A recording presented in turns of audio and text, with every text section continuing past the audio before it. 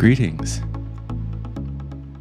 This episode of the LightCast may be a bit of a mind bender, but I think it could be fun. The question of the day is my introversion a lie? For those of you who are familiar with the Myers-Briggs personality inventory system, you'll know that you take a questionnaire answering questions about yourself, and then the answers that you offer reveal your cognitive functions, and you're assigned a type that includes 4 letters. And when I take this questionnaire, I get the type INFJ. And there are introverted types and there are extroverted types. And I think we all understand kind of the dynamic of what those two words mean, or what most of us think they mean. And it's a very deep and broad science that it takes a long time to really understand the depth and breadth of it. And I'm not going to go into all the details of the cognitive functions of the INFJ or any of those things. But basically, by taking that personality inventory in the past, I have been assigned an introverted type. And typically, my behavior has tended to be introverted. So I spend a lot of time alone, relatively. Compared to others, I spend a tremendous amount of time alone. I can be very quiet for long periods of time and don't necessarily seek out lots of interactions. On the other hand, I do really love people. And that's one of the paradoxes of the INFJ type, is that while we are introverted, our second function, I guess I am going a little bit into the function. The second function is extroverted feeling, which is basically an empathy or a harmony function. And that speaks to our capacity to kind of understand the emotional tone of our environment, basically. And a lot of times, that means that we're more in touch with what other people are feeling in our environment than with what we're feeling, which can be very strange. Okay, so enough about that. That was kind of setting the tone for my big question. What I've been contemplating now is whether or not my introversion has always been true, and or if it will always be true, and or if it is currently true. And through my contemplation of Myers-Briggs, and then through synthesizing that with the gene keys and the human design system and some other modalities that I've been looking at, I've started to ask myself some questions about how I came to behave this way, how I came to behave as an introvert.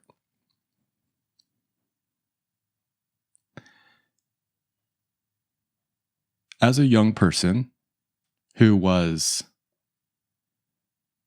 I'm going to use the words highly sensitive, just because that's a term that is out there in the sociology and psychology communities, HSP, highly sensitive person.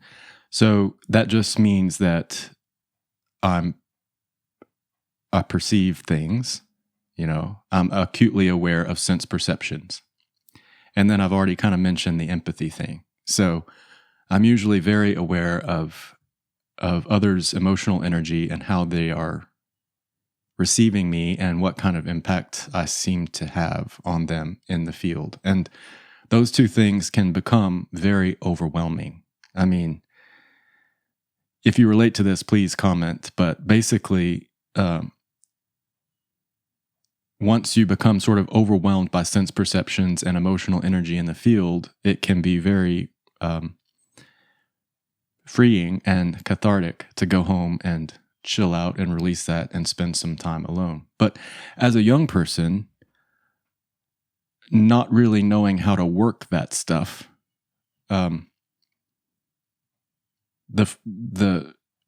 phenomenon that occurred is that as you become oversensitized or overstimulated, those things can start to feel a little bit like pain, you know? You don't know what's motivating someone's behavior, why they treated you the way they did. And so you start to develop behavioral patterns in order to avoid the pain of someone else's emotional situation or their projection. And so you can kind of see how, in order to navigate a field of emotional energy and sense perception, you start to, I'm going to say, you create sort of a faucet, you know, like I can allow some of that to come in, and then let's turn the faucet and kind of temper it and keep some of it out for a while. And so basically, the idea here for our contemplation is that introversion might be the result of some early childhood pain or trauma. And I'm using those words. I'm not suggesting that I was a victim of any kind of terrible childhood. That's not the case. It's that I was highly sensitive and very empathic. And so in order to navigate some early childhood experiences, I had to kind of create some boundaries, put up some walls around myself. And you sort of, I can even use the word like mask. You create a sort of false identity. You develop some masks, a way of presenting yourself to the world in order to minimize the amount of pain that you'll have to deal with and process. Okay, enough about all that heavy stuff. So, as a result of some of the self-exploration and self-realization that I've been experiencing lately, some of that early stuff is no longer relevant. And so now I'm in a place where I have been typed as an INFJ, and this inventory system, based upon my responses to the questions about myself. See, there's another mind trick there. You're answering questions from your perspective about yourself. I have been reclaiming the idea of being an introvert and perpetuating that as a label or something that I cling to as a sense of identity. Is it still true?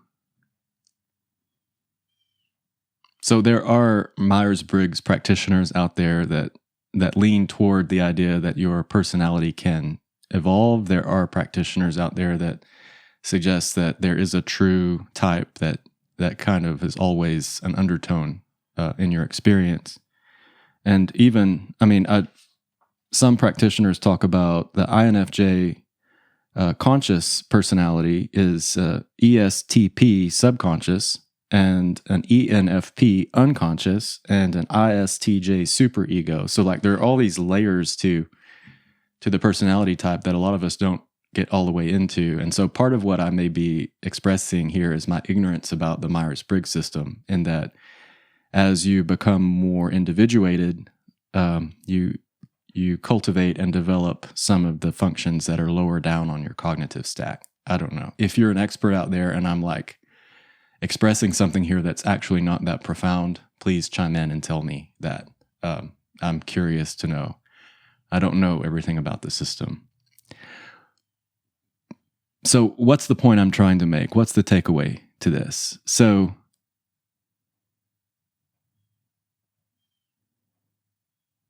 some ideas. First, what if all the pain and all the trauma that each of us experience, and I'm going to go out on a limb maybe and say, I really don't think there's anyone alive that hasn't experienced it and doesn't have, to one degree, some level of trauma or a wound. That's part of being human. So for your contemplation, what if every subsequent pain or trauma that you experience in life was opportunized by that first initial trauma or pain. And so by becoming aware of the initial pain, you sort of loosen the need or the attachment or the impact that every pain has had on you. That's big. Secondly,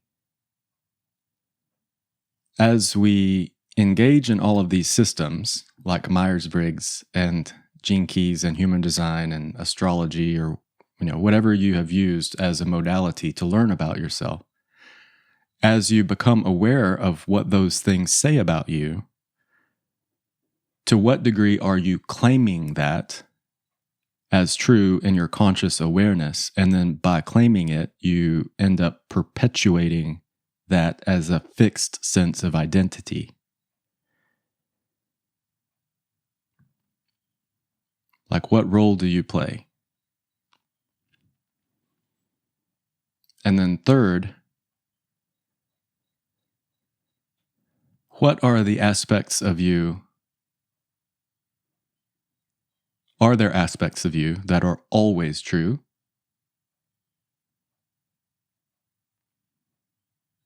Is your personality type always true? Are you always going to be defined by your natal astrology chart? Are you always going to be defined by your Gene Keys hologenetic profile? Or can you give yourself permission to be less dependent on the repetition of past patterns of behavior, or even your own projections of where you think you're headed in the future? Like, release your attachment to those things that are outside of the present moment and just allow yourself to be what you are now. So, if I were really wholly introverted and introspective, like, what would make me want to communicate on a series like the LightCastE and do a podcast with my friend Terry Malik and talk about some of these things out loud? Like, is that something that an introvert does? Maybe, maybe not. I don't know. Another layer to this is someone asked me if I was avoiding being in the spotlight. And it's not like, I'm not someone who, right now, in this moment, I don't need to seek out attention or seek to be in the spotlight. I really am quite happy in my own world. I think there are others that thrive on kind of being in the center of the spotlight or being the center of attention. Maybe I will be that in the future. I don't know. But right now, like, I don't mind being in the spotlight or having someone's attention if I feel like I'm being honest and authentic and truthful and in alignment. And if I have something that I feel I have to say that I think could be transformative or inspiring or engaging or interesting or provocative, like, I'm happy to share it. I'm happy to sit here and point this camera at my face and pull this microphone over and share. So it's not that I'm in a new place, I guess. I don't feel like I'm as introverted as I used to be. And maybe I'm becoming more extroverted as I become more self-aware and more mature. So let me know if you have enjoyed any of this, if you have any thoughts or ideas about it, if you found it provocative coming along on this journey, exploring my neuroses with me. I appreciate you very much. If you are hearing this or watching it on Facebook and you enjoyed it and you would like to participate in more conversations like this, I would invite you to click on over to my YouTube channel, where there's a lot of content that I've already developed along these lines, and it could be fun. And I have no complete picture about what that channel is going to become, but I have 97 followers who have joined me over there, and I'm grateful to each of those souls for being a part of me opening up and getting some of my inner dialogue out and then inviting others to join me in their own self-exploration. We're doing it. I hope that we will end up doing this kind of thing together. So thank you for joining me for this 31st episode of the LightCast. I'm Jared Treadway, sending you love and light. Until next time.